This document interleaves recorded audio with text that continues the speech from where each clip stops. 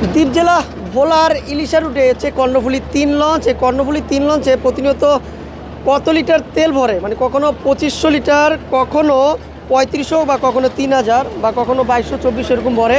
আর এখানে হচ্ছে কর্ণফুলী 3 লঞ্চ হচ্ছে কর্ণফুলী কোম্পানির সবচেয়ে ছোট্ট লঞ্চ। আমি একটু দেখাই, এখানে আজকে তারা প্রায় আপনার এই যে এটার মাধ্যমে এই যে জাহাজ রয়েছে প্রায় 2400 লিটার আজকে ঢাকা থেকে ভোলা ইলিশা এবং ইলিশা থেকে আপনার ঢাকা সদরঘাটের তেল ভরছে। আর এই যে পাইপের সাহায্যে, এই যে পাইপের সাহায্যে আপনার তেল ভরছে, যে পাইপটা নিয়ে আসলো এই পাইপের সাহায্যে। আর এখানে হচ্ছে কর্ণফুলী 3 লঞ্চ হচ্ছে 750 হর্স পাওয়ারের দুটি ইঞ্জিন ব্যবহার করেছে, 1200 আরপিএমের চায়না উইচাই ব্র্যান্ডের।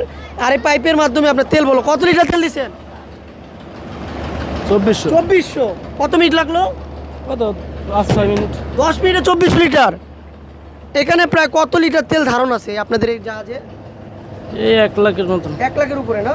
প্রায় 1 লাখের উপরে তেল। এই যে জাহাজটি দেখতে পাচ্ছি, একটু জাহাজটা দেখাই। এই জাহাজের ভিতরে প্রায় 1 লাখের উপরে তেল রয়েছে।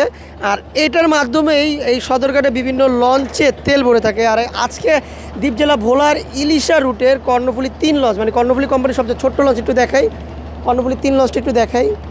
হ্যাঁ, ঢাকা থেকে কালীগঞ্জ ইলিশা চলাচল করে, যেখানে ব্যবহার করা হয়েছে 750 হর্স পাওয়ারের দুটি উইচাই ব্র্যান্ডের ইঞ্জিন, 1200 আরপিএমের।